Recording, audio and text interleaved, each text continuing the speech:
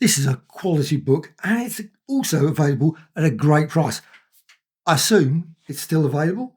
Came out at the time $34.99 and it's a lovely hardback from IDW.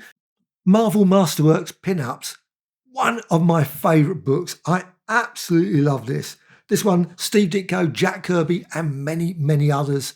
Lots and lots of great pin-ups. Straight away you see really quality book, large also pin-ups, obviously bigger than the original, of course, comic books that they were in. Most of the time they were in annuals, specials, those sort of things. And you can see here the pin-ups there. You've got obviously lovely, all the signatures there. And then you've got Craigie O and straight away some Ditko. We've got quite a few of these inked pages without all the colour, which I just love the inclusion. Another great thing about this is they included this at the bottom as well, which was given the details about the date as well as the issue. Now, actually, this is issue 2, so we got pin-ups fairly early. Now, I don't know if there were any pin-ups in the 50s comics from obviously Atlas Comics. Used to have ones in various Millie the model and those sort of things, which unfortunately are not included in here. It would be lovely to have seen some others. Maybe if they ever bring out a volume 2. Of course, there's loads of other ones they probably could find, I'm certain. But here you've got issue, obviously there, 3.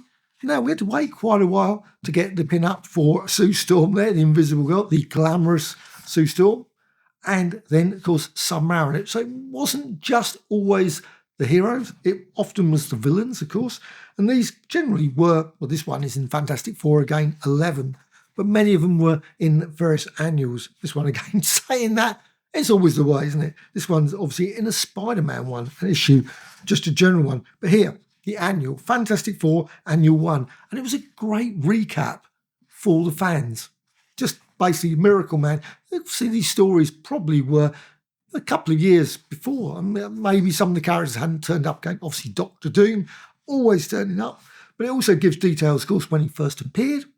Also a little bit of a blurb and also a little bit of a quick pick there. Obviously, there sometimes actual scenes from the comics. I think some of these perhaps not, but still. Great to see. Now, when they did reprint these, I've seen these recently reprinted, they actually put additional details on top of this, where you actually sort of had all the later appearances, which was pretty odd. But the great thing for the UK, we used to get a lot of pin-ups. Unfortunately, they didn't include them in this book. And that's another thing I think they could, if they ever release a volume 2. And I would love to see a volume 2. Obviously, Millie the model. Also, things like Rawhide Kid.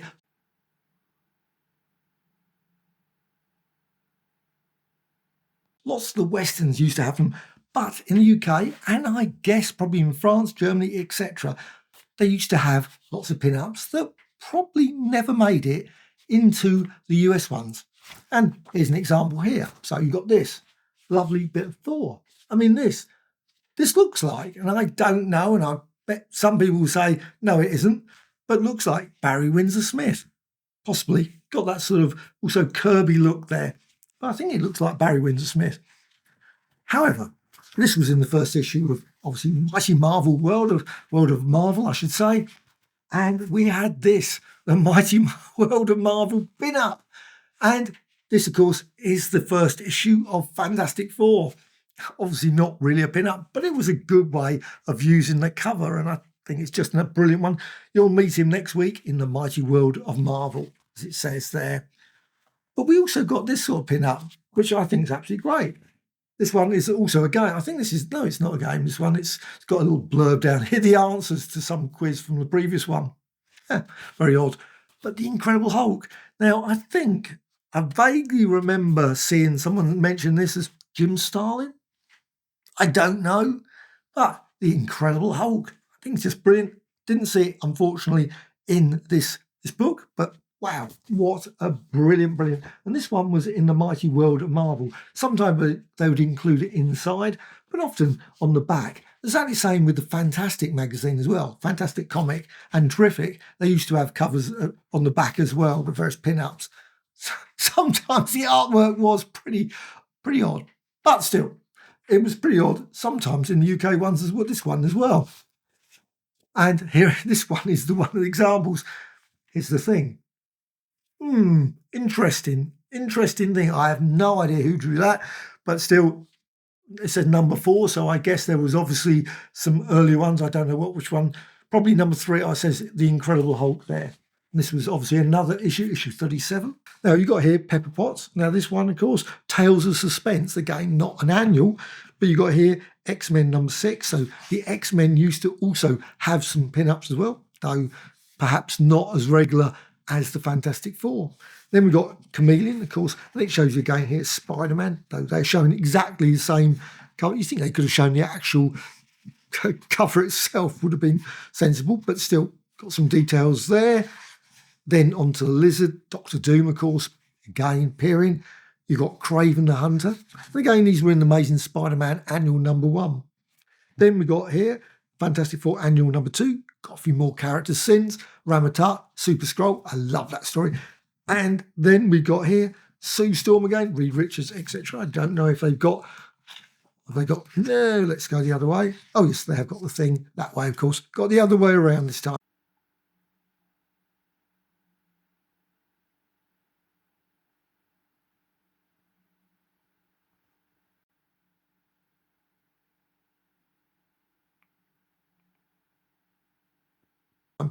And Alicia gets in there. And of course now, again, got a lovely inked page, which I think's brilliant. Also the Beast. And then we've got some Daredevil 5. Now, most, like I say, were in the annuals, but in some, they did turn up occasionally in other issues. This one's a Don Heck one, Avengers issue 11. Again, when I say that they appeared only in the annuals, they didn't. They were in, obviously, different issues. This one, brilliant Wally Wood one, issue 7, classic one there. And then we got the, of course, Avengers Annual, brilliant story, issue 1. Love that one. Oh, and then also, of course, Daredevil. Daredevil also had an annual. Magnificent Medusa. There you got Fantastic Four annual. There again, issue 5. And onto Crystal. And now, who's the artist here? Oh, Jack Kirby again. Slightly different, obviously, ink in there. Then we got a great bit of Bill Everett. Absolutely lovely Submariner special. Then also we got Medusa. That's obviously a Barry Windsor Smith as well. That's just brilliant. I think one of the most surreal. I really love that Medusa. Absolutely gorgeous. Many ways, the disappointment about this book would have been, if it had been even bigger, it would have been absolutely amazing. Captain America, obviously, slightly later, these ones. These are 76.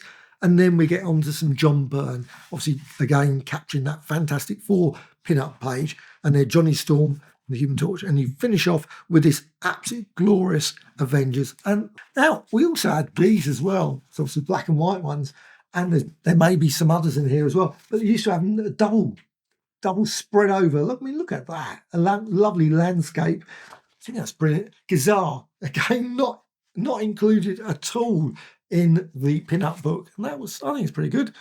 I mean, virtually a whole page for Zabu there. I think that's and also even the dinosaur gets a pretty thing. Now, I love this bit actually on the back. I just noticed you got Spider-Man and Superman. Obviously, it was a battle of the century, as it said there. Then we got this Daredevil as well, battling weirdly. I mean, really weirdly. Daredevil versus Sandman and the Wizard. Now, that is a story I have never seen. I don't know. I can't think of any issue with Daredevil versus the obviously Frightful Four, which is very strange. Now, he did fight Trapster, but I don't recall him ever fighting Sandman and the Wizard. It's possible, I guess. But getting back to various pin-ups, and I just want to show you because of size. Let's just go for this. You can see here's the size of the book compared with, obviously, a king-size special. And the king-size special does include some absolutely brilliant, I'm just going to flick through it quickly. You've got here the Gladiator, obviously all the various villains there, the memory page, as it says, and a dazzling memory page, not obviously pin-up page or masterwork or whatever. You've got the Leapfrog and the Ominous Owl. And also, let's see, a Masked Marauder there as well. I suspect, no, I suppose maybe earlier. Yes, we got obviously Karen there, and obviously they're Foggy as well, which I think is great. But that was the thing about these king-size specials. They included that. I just think they should do that more often. Should be more pin-up pages. Maybe the time for that is long past, but still, I absolutely love them. Absolutely brilliant. So this book, absolutely brilliant. Are you going to get it? Have you got it? Probably got it by now, I would have thought. This has been out for quite a while. I can't remember when it came out, but it was a few years ago now. Certainly it was. Let's have a quick look. It was 2019. 2019 it came out, so it's been out for a good 6 years now. Absolutely brilliant book. Oh, he dropped it as well. It's clobbering time. Bye.